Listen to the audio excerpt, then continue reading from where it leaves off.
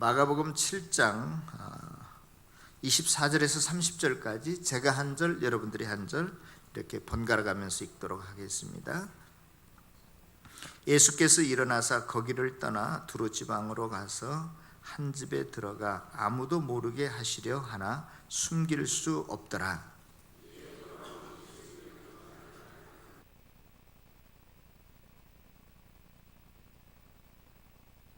그 여자는 헬라인이요 수로보니게 족속이라 자기 딸에게서 귀신 쫓아내 주시기를 간구하거늘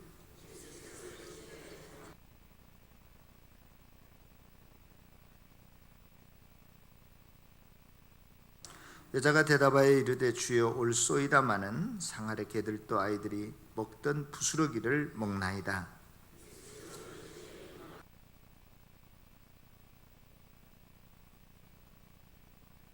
우리 다 같이 읽겠습니다. 여자가 집에 들어가 본즉 아이가 침상에 누웠고 귀신이 나갔더라. 아멘. 우리 다시 한번 우리 주위에 계신 분들과 한번 인사 나누겠습니다. 반갑습니다. 안녕하십니까? 사랑합니다. 감사합니다.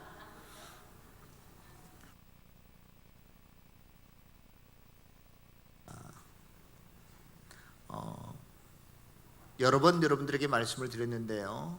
마가복음 6장에는 우리가 잘 아는 보리떡 5개와 물고기 2마리로 5,000명을 먹이신 소위 오병이어의 기적이 기록되어 있습니다.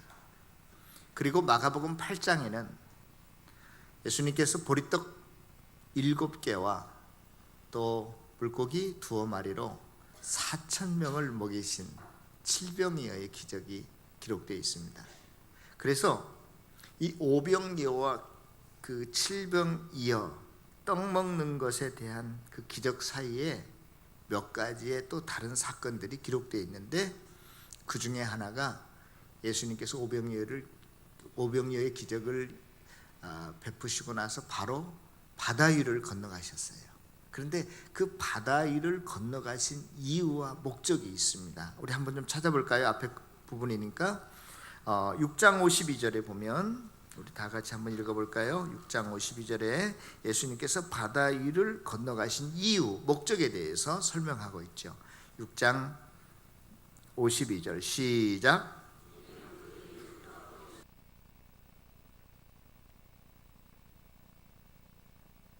분명히 오병이어의 기적을 통해서 이것을 이야기해 주려고 했는데 제자들이 깨닫지 못했어요. 그래서 바다 위를 걸으면서 그것을 다시 한번 확인시켜 주는 것입니다. 그 다음에 우리가 지난주일에 7장에 넘어와서 장로들의 전통 유전 그 미시나라고 할 수 있는 건데 그것이 먼저냐 하나님의 말씀이 먼저냐 하면서 한 예를 드는데 유대인들은 정결례법에 의해서 밖에 나갔다 들어오면 항상 뭘 씻는다고 그랬어요? 손을 씻고 음식을 먹어야 되는데 떡을 먹어야 되는데 손을 씻지 않고 먹게 됩니다. 그래서 하여간에 이 먹는 문제를 가지고 그 바리새인들이 시비를 걸죠. 자, 그 다음에 이제 오늘 본문이 기록되어 있어요. 오늘 본문은 우리가 잘 아는 대로 예수님께서 수로보니게 그 여인에게 이렇게 말씀하십니다. 자녀들이 먹는 떡을 가져다가 뺏어가지고 개들한테 던져주는 부모가 어디 있겠느냐. 그러니까 그때 이 수로보니게 여인이 주여 옳습니다마는 개들도 상에서 떨어지는 부스러기는 먹지 않습니까? 그렇게 이야기를 합니다. 다시 말해서 계속해서 오병이어의 기적과 칠병이어의 기적 사이에도 여러 가지 무슨 이야기들이 나오는 것 같지만 실은 계속 그 소재거리가 무엇이냐면 빵, 떡을 가지고 실은 구원이 어떻게 이루어지는가를 설명해 주고 있습니다. 오늘 본문도 마찬가지예요. 오늘 본문을 언뜻 보면 수로보니게 이 여인이요 아주 그 집요하게 예수님께 간청하죠. 그래서 예수님께서 마지못해서 그냥 그래 너 낫게 해주마 이렇게 이 사건을 이해하기 쉬운데요 그렇지 않아요. 오늘 본문을 우리가 좀 하나하나 깊게 살펴보면서 왜 그렇지 않는 것인가 하는 것을 한번 생각해 보려고 합니다. 오늘 본문이 시작하는 마가복음 7장 24절에 보면 예수님께서 일어나 거기를 떠나 두로 지방에 가셨다라고 기록되어 있어요. 근데 어디에서 떠났냐면 그 거기라고 하는 그곳은 게네사렛이라고 하는 동네인데, 이 게네사렛에서부터 두로까지는 게네사렛에서 한 서북쪽 방향으로 40마일 정도 떨어진, 그러니까 키로수로 말하면 한 50km에서 80km 정도 떨어진, 그러니까 한 150리에서 한 200리 정도 떨어진 곳이 두로예요. 그래서 예수님께서 이제 글로 가셨다는 거예요. 그럼 왜 예수님께서 게네사렛에서 두로에 가셨을까? 이미 마가복음 3장에서부터 보면 예수님께서 한편 손마른 자를 고친 후부터 사람들이 헤롯 당과 짜고 예수님을 어떻게 하려고 논의했어요? 죽이려고 논의했어요. 우리가 지난주에도 알아봤던 것처럼 지금 예수님이 뭔가 행하시는데, 말씀하시는데 어디에서 올라온 바리새인과 서기관들이 있었어요? 예루살렘에서. 이것은 지금 중앙당에서 뭐 무슨 특검 검사처럼 예수님이 뭘 잘못했나 파견했어요. 이것은 예수님을 지금 본격적으로 죽이려고 하는 의논이 시작이 됐다는 것이거든요. 그래서 예수님께서 그러한 것들에 대해서 아직 요한복음은 내가 죽을 때가 이르지 아니했다 하고 이제 그런 이야기들을 자꾸 하시는데, 오늘 본문에서 보면 그러한 것들 때문에 아마 일시적으로 예루살렘 땅이 아닌 이웃 접경 지역인 다른 나라 땅으로 두로라고 하는 곳으로 이제 거기에 아마 비슷하게 가신 것 같아요. 그런데 예수님께서 단순히 다른 사람들이 자기를 모함하고 죽이려고 했기 때문에 그 두로라고 하는 지역에 가신 것이 아니라 더 큰 이유와 목적이 있어요. 왜냐하면 오늘 본문에 보면 예수님께서 일어나사, 이 말은 그냥 아무 생각 없이 일어났다는 게 아니라 분명한 어떤 의도와 목적을 가지고 지금 일을 행하시려고 한다라고 하는 그러한 단어예요. 그러니까 그럼 그 의도, 목적이, 분명한 목적이 무엇이었는가? 다른 게 아니라 이렇게 두로 지방에 가서 누구만 만나고 오죠? 바로 오늘 본문인 수로보니게 여인만 만나고 와요. 그러니까 예수님께서 그냥 의미 없이 뭐 피신하고 어디를 간 게 아니라 이 여인을 분명히 만나기 위해서 아마 간 것 같아요. 이러한 일들이 성경에 많이 기록되어 있습니다. 요한복음 4장에 보면은요, 요한복음 4장 4절에 보면 예수님께서 나는 사마리아로 통행하여야 하겠는지라 그렇게 말씀하십니다. 유대인들은 사마리아 지방을 들어가지 않습니다. 그 사람들을 길거리에서 봐도 쳐다보지도 아니에요. 상종도 아니하거든요. 그런데 예수님께서는 사마리아 그 지방을 지나가야 되겠다는 거예요. 영어 성경에 보면 이렇게 기록되어 있습니다. 그가 had to go, 꼭, 여러분 죄송합니다, 젊은이들 must, have to 용법 아시잖아요. must, 내가 꼭 그곳을 꼭 지나가야 되겠다. 다른 사람들은 안 가는데 그렇게 하신 것은 뭐냐? 사마리아 지방을 지나가시면서 딱 한 사람 만나기 위해서 지나가는 거예요. 누구? 수가성에서 남편 5이 있던 그 여인을 만나기 위해서 일부러 그곳으로 지나가는 거예요. 그와 마찬가지로 예수님께서 지금 두로라고 하는 이스라엘 경내가 아닌 다른 이방 땅에 일부러 가셔서, 멀리까지 가셔서 보면, 행적을 보면 이 수로보니게 여인 한 사람 만나고 또 다시 돌아오는 거예요, 갈릴리로. 그러면 이 예수님께서 여기에서 이제 볼 때 이 수로보니게 여인이 과연 어떠한 사람이었는가? 수로보니게라고 하는 것은 우리 학생들은 처음 나오는 단어처럼 되어서 잘 모르겠지만, 여러분들 세계사에 시리아라고 하는 나라가 나오죠. 지금도 있잖아요, 시리아라고 하는 나라가. 그 다음에 보니게는 페니키아라고 하는 땅 이름, 지명 이름이에요. 그래서 시리아와 페니키아라고 하는 단어가 합쳐져서 생겨진 단어가, 합성어가 바로 수로보니게예요. 자, 그러면 여러분들이 지금도 시리아를 아는데 페니키아는 뭐냐? 페니키아는 지중해 동쪽 연안에 있는, 지금으로 말할 것 같으면 베이루트, 또 뭐 두로, 시돈, 이러한 지중해 연안에 있는 도시들을 가리켜서 페니키아라고 그랬어요. 그러니까 이것은 사람 이름이 아니라 지명 이름이에요. 지명. 그것이 시대에 따라서 좀 넓혀졌다가 좁혀졌다 했지만, 하여간 그 지중해 동쪽 해안에 있는 그러한 그 땅을 페니키아라고 그랬어요. 그래서 오늘 성경에 보니까 이 페니키아 사람들, 페니키아 족속이었다는 거예요. 이 여인이. 페니키아라는 말은 자주색 사람들이다. 이것은 피부 색깔이 자주색이라서 그런 게 아니라 그때 당시 귀족들이나 임금들만 입는 옷 색깔이 있었는데 무슨 색깔이에요? 자주색이었어요. 그래서 예수님께서도 돌아가실 때 사람들이 조롱하기 위해서 일부러 네가 진짜 왕이냐 하고 자주색 옷을 입혔어요. 또 성경에 보면 자주 옷감 장사가 나오는데 누구예요? 르디아라고 하는 사도행전 16장에 나오는 그 여인도 그 아주 부가가치가 높은 그 장사였어요. 그래서 돈이 많았기 때문에 과부들을 구제하고 그랬다, 이제 그런 이야기가 나오는데, 이 페니키아 사람들은 그때 당시 최고의 고급 의류라고 할 수 있는 자주색 그 물감을 들이는 기술자들이었단 말이에요. 그래서 이 수로보니게 여인도 아마 그러한 부유층의 한 사람이었을 것이다, 그렇게 추정을 합니다.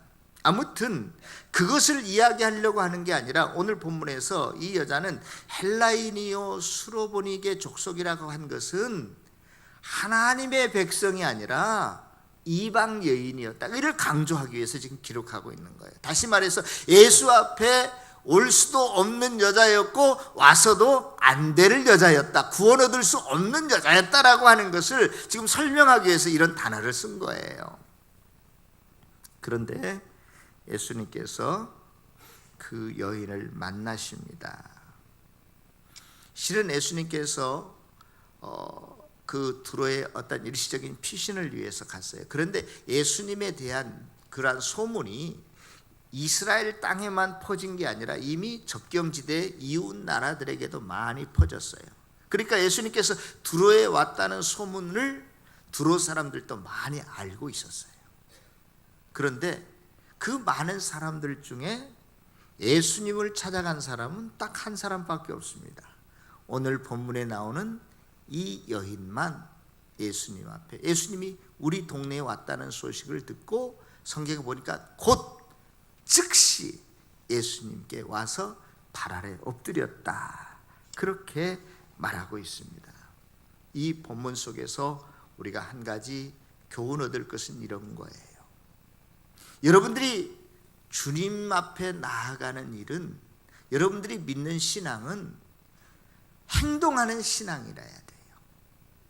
많은 사람들이 말씀의 홍수 속에서 살지만 말씀을 그대로 지켜 행하는 사람은 별로 없는 것 같아요.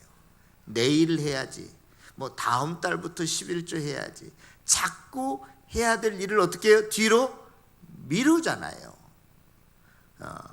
우리가 주를 섬기되 열심을 품고 주를 섬겨야 되는데 그렇지 못하고 우리가 게으르잖아요. 우리가 행동하는 순종하는 사람들이 아니라 그저 소문을 듣고 소문으로 끝내버리고 말잖아요. 절대 그래서는 안 되는 거예요. 문구적거리고 주의 말씀을 행하는데 눈치를 보고 이해타산을 따지고 해야 될까 말아야 될까 머뭇거리는 일이 없는 저와 여러분들 되어지기를 바랍니다. 이 여인은 자기 동네 자기 마을에 예수님이 왔다는 소식을 듣고 곧장 달려갔어요. 아무도 찾아가지 않았는데 엘리야 시대에 이스라엘 나라를 다스렸던 왕이 아합이라는 왕이었어요. 그런데 아합이 폭정을 하니까, 하나님의 뜻을 거스리고 그러니까 하나님께서 그 땅에 3년 6개월 동안이나 뭐가 안 내려? 비가 안 내리게 했잖아요. 그런데 엘리야가 이렇게 했다가는 아합 왕만 죽는 게 아니라 뭣도 다 죽어요? 일반 백성들도 다 죽게 생겼으니까 이래서는 안 되겠다 하고 엘리야가 아합 왕에게 결투장을 보냅니다. 야, 우리 갈멜산에 모여서 정말로 네가 섬기는 바알신이 참신인지 내가 믿는 하나님이 참신인지 한번 우리가 대결을 해보자. 그래가지고 바알과 아세라를 섬기던 그 우상을 섬기던 오늘날로 말하면 무당 같은 사람들이 850명이 모였어요. 그리고 엘리야 혼자가 딱 이쪽에 섰어요. 그리고 똑같이 단을 2개 쌌습니다. 예? 그리고 똑같이 송아지를 잡아서 그 위에 올려놓았어요. 그리고 지금부터 이 많은 백성들이 모였는데 우리가 서로 기도하자. 그리고 하늘에서 내려와서 이 송아지를 불태워버리는 그것이 진짜 참 신이라고 우리가 인정을 하자. 그리고 먼저 엘리야가 뭡니까? 니네들이 먼저 해봐라. 850명이 뭐 난리를 피죠. 하루 종일 거의 해질 때까지. 그런데도 아무런 응답이 없어요. 그리고 이제 누가 기도에 나서죠? 엘리야. 성경에 보면 아주 기도도 짧아요. 그런데 그때 엘리야가 그 2단 사이에 모여든 많은 이스라엘 백성들을 향해서 이렇게 합니다. 뭐라고 말하냐면 너희가 어느 때까지 이 두 사이에 서서 머뭇머뭇하려느냐, 이쪽으로 붙을까 이쪽으로 붙을까 눈치만 살피고 있느냐, 이런 안타까운 이야기를 합니다. 성도 여러분, 저와 여러분들도 지금 그렇게 행하고 있지는 않습니까? 잔머리 굴려가면서 내가 이 말씀에 순종하면 이게 손해인데, 내가 이 말씀에 순종하면 이게 나에게 치명상인데, 이런 생각하면서 주파를 튕기면서 여러분들이 주님을 따르고 있지는 않습니까? 하나님의 말씀에는 이유가 필요 없어요. 하나님이 말씀하시면 그냥 그대로 하는 거예요. 하나님의 말씀에 대해서 즉시로 순종해야 되는 거예요. 뒤로 미루기 시작하면 절대로 하지 못합니다. 내가 내일부터 해야지, 다음 주부터 해야지, 다음 달부터, 내년부터는 꼭 해야지, 절대 할 수 없어요. 하나님의 말씀에 대한 순종은 즉시로 할 수 있는 저와 여러분들 되어지시기를 바랍니다. 눈치 보지 마시고 기회주의자들이 되지 마시고 열심을 품고 주를 섬길 수 있는 사람들이 되어지기를 바랍니다.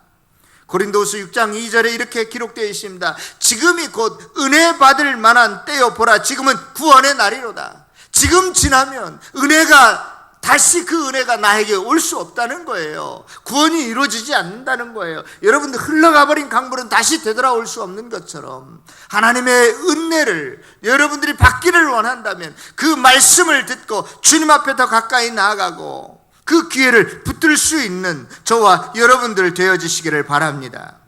에베소서 5장 16절에 이렇게 말했습니다. 세월을 아끼라, 때가 악하니라, 그렇게 했어요.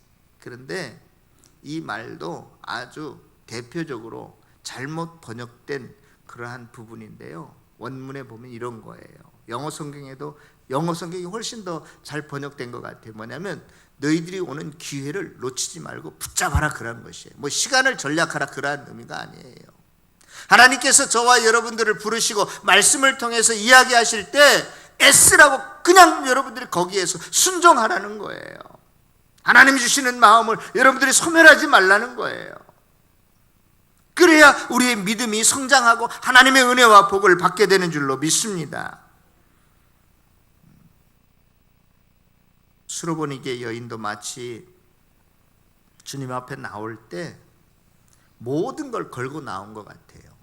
12해를 혈루증으로 앓던 여인은 12년 동안 자기 병을 고치기 위해서 유명하다는 의사는 다 찾아가고 좋은 약은 다 써봤지만 효과가 있었어요, 없었어요? 없었어요. 그리고 모든 가산도 재물도 다 탕진하고 이제는 뭐 어떻게 할 도리가 없었어요. 마지막 소망을 두는 것은 누구에게만? 예수님에게만 소망을 둘 수밖에 없었어요. 아마 이 수로보니게 여인도 그러한 심정을 가지고 주님 앞에 온 것 같아요. 주님 앞에 내가 주님께 나아가는 것만이, 주님을 찾는 것만이, 주님을 만나는 것만이 내 인생의 마지막 어떠한 그 희망이 있다. 여러분, 은혜 받지 못하는 사람은요, 주님 앞에 나오는 것을 아주 싫어합니다. 하나님 만나는 예배 시간을요, 자꾸 회피합니다. 우습게 여깁니다. 범죄하는 사람들은요, 한결같이 주님께 찾아 나오는 것, 주님 만나는 것을 싫어해요. 아담과 하와가 죄 짓고 난 다음에 어디에 숨었어요? 에덴 동산 나무에 숨은지라. 왜? 두려워하여 그랬어요. 그래서 하나님이 직접 또 찾아오시잖아요. 아담아, 아담아, 네가 어디 있느냐? 예, 내가 두려워해서 무서워서 지금 숨었습니다. 그렇게 말합니다. 여러분, 제가 여러 번 말씀을 드렸지만 세상 사람들 앞에서는, 여러분들의 일터에 가서는 자기의 약점과 실수를 내보이면, 이야기하면 더 힘들어져요. 그러나 하나님은 달라요. 내 약점과 내 부족함과 연약함을 하나님 앞에 내놓으면 내놓을수록 하나님의 놀라운 은혜를 받게 됨을 믿을 수 있기를 바랍니다. 인정하세요. 하나님 앞에 고백하세요. 하나님 찾아 나오세요. 그러면 여러분들이 지금까지 해결하지 못한 그 문제를 하나님께서 직접 해결해 주실 줄로 믿습니다. 수로보니게 여인은 예수님께 찾아와서 발 아래 엎드립니다. 오늘 이 마가복음 7장에 나와 있는 똑같은 사건이요, 마태복음 15장에도 기록되어 있어요. 이러한 구절을 우리는 병행 구절이라고 합니다. 마태복음 15장에 나와 있는 이 내용은 더 상세하게, 자세하게 기록되어 있는데, 거기에 보면 이 수로보니게 여인이 뭐라고 예수님을 향해서 이야기하냐면, 예수님, 나를 불쌍히 여겨주세요, 그렇게 말합니다. 나에게 자비를 베풀어 주세요 말해요.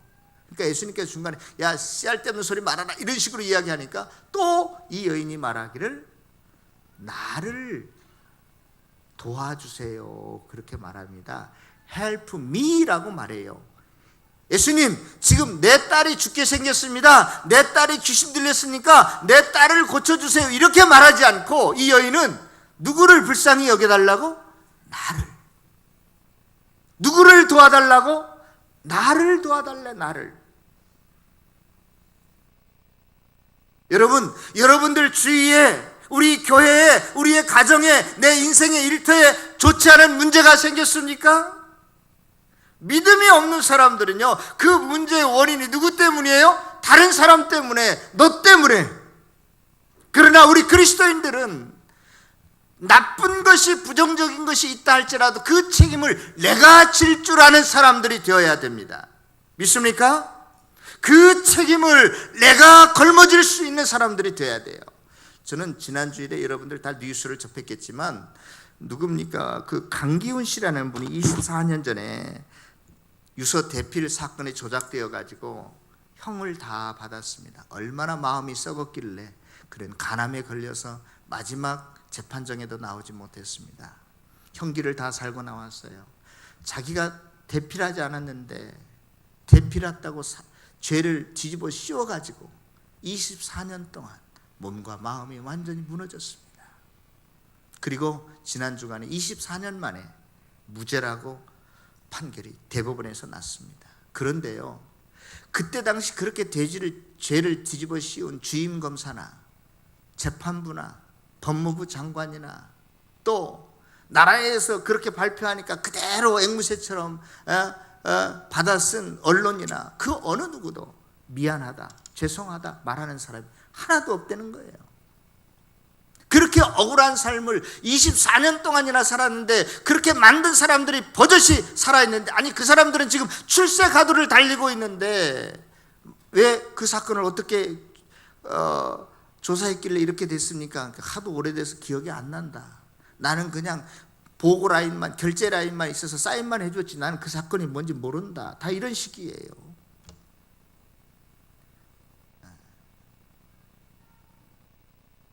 책임을 지는 사람이 하나도 없습니다. 그러나 성도 여러분, 저와 여러분들의 일터에서나 가정에서나 자녀의 문제에서나 모든 것이 그 사람의 문제가 아니라, 믿음의 사람은 그것을 누구의 문제로? 나의 문제로 받아들일 수 있기를 바랍니다. 내 자식을 껴안고, 내 목장을 껴안고, VIP를 껴안고, 그 영혼을 껴안고, 내 남편을 껴안고 기도할 수 있는 저와 여러분들 되어지시기를 바랍니다. 내 남편의 문제가 아니라, 내 자식의 문제가 아니라 나의 문제, 나의 문제. 내가 잘못해서 내가 하나님 앞에 은혜를 받으면 그 문제가 해결되어질 줄로 믿습니다.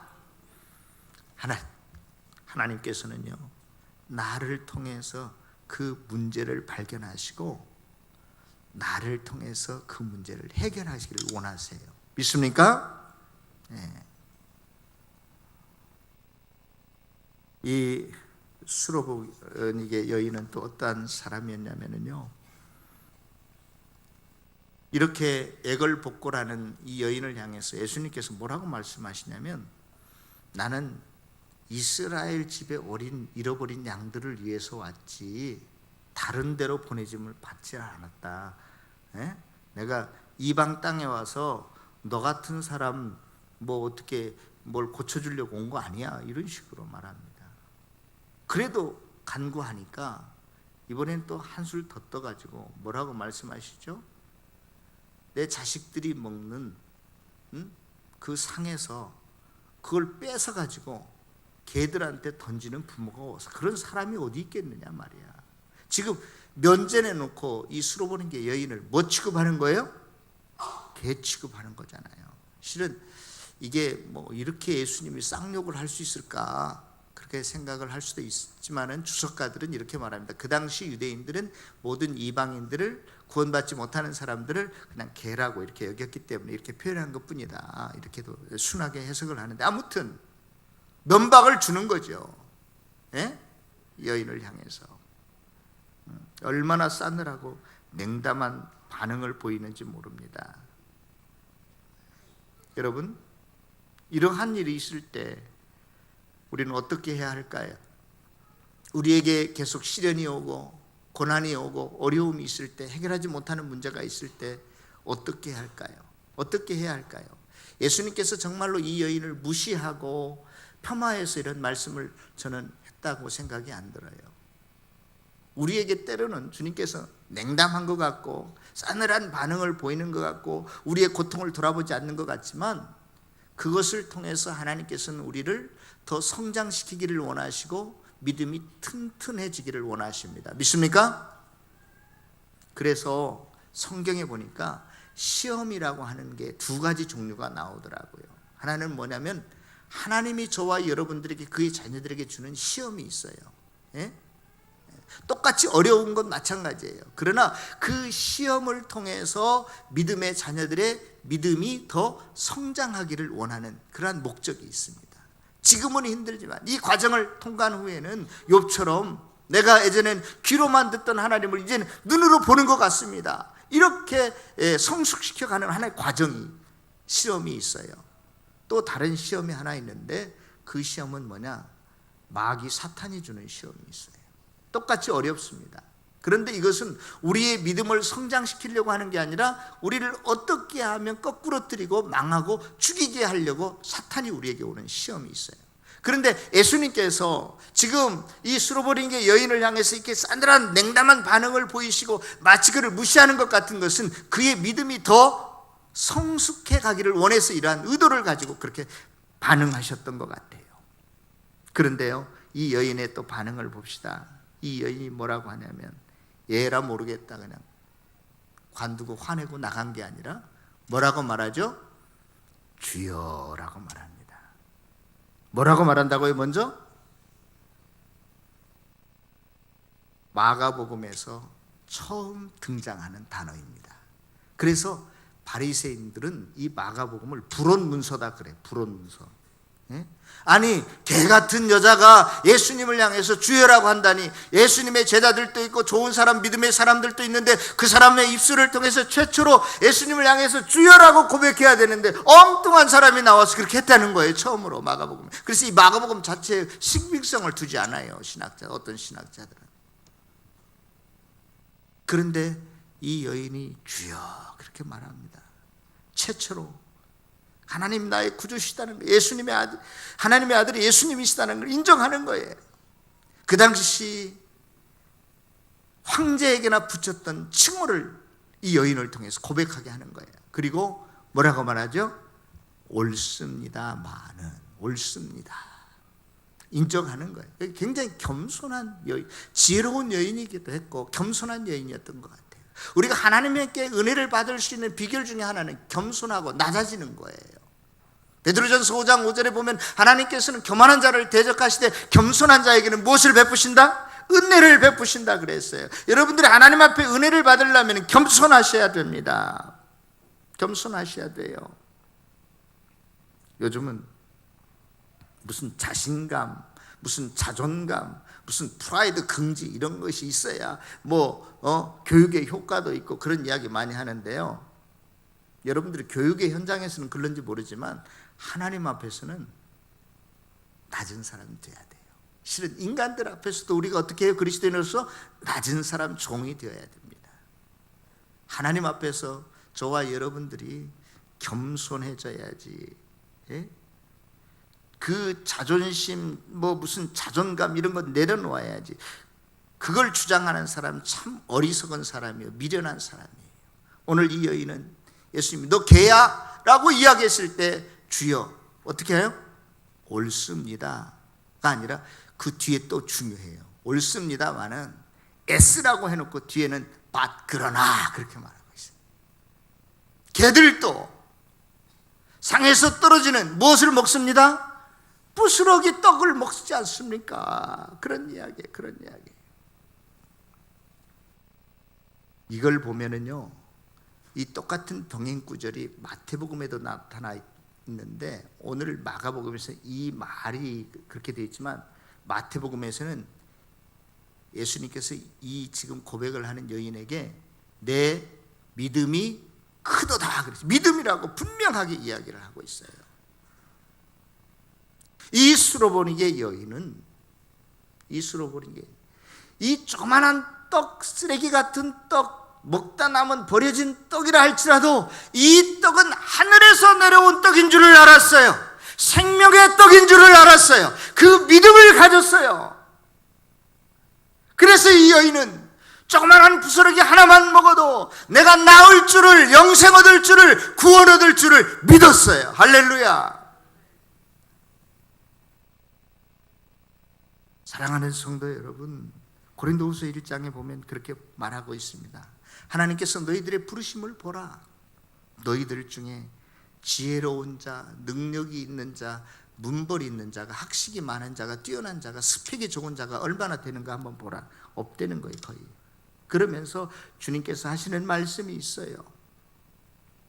하나님께서는 세상에 미련한 것들을 택하사 지혜 있는 자들을 부끄럽게 하시고, 세상의 약한 것들을 택하사 세상의 강한 자들을 부끄럽게 하시고, 천하고 멸시받고 없는 것들을 택하사 있는 것들을 패하게 하신다. 저와 여러분들이 하나님 앞에서 이러한 자들 되어지시기를 바랍니다. 이러한 믿음의 고백을 할 수 있기를 바랍니다. 12해를 혈우증으로 앓던 여인, 예수님에게만 소망을 두었던 것처럼 저와 여러분들이 예수님에게만 능력이 있고 생명이 있음을 믿고 나올 수 있기를 바랍니다.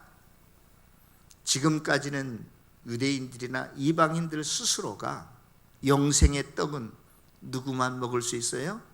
이스라엘 사람들만 먹을 수 있는 거라고 생각을 했어요.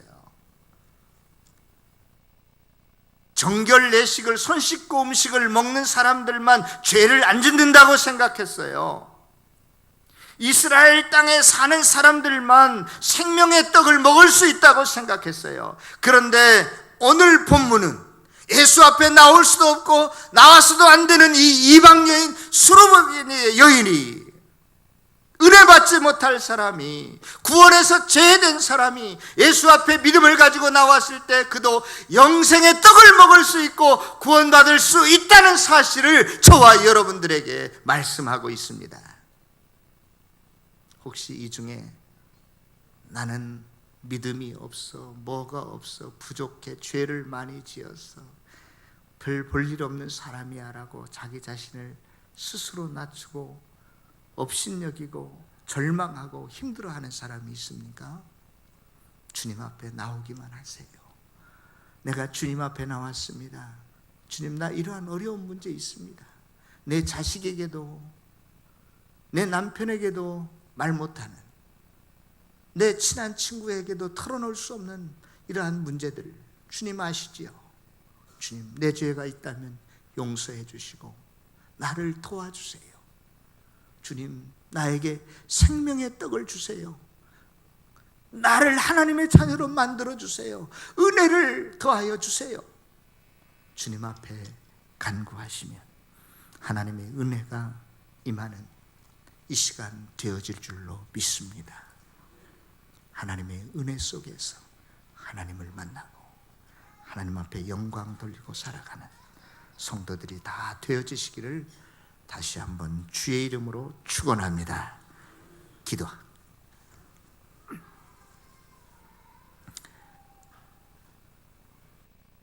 주님,